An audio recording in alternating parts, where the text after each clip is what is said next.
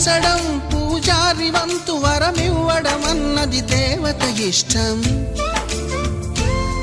ప్రేమించడం ప్రేమికుడి వంతు కరుణించడం అన్నది ప్రేయసి ఇష్టం. ఎందువల్ల నిన్ను ప్రేమించిందో చిన్ని మనసుకే తెలియదుగా, నిన్ను మరవడం జరగదుగా.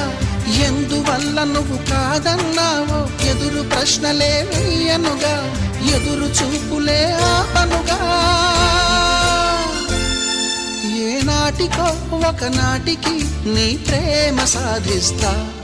నిన్ను చూడాలని ఉన్నా, నిన్ను చూడాలని ఉన్నా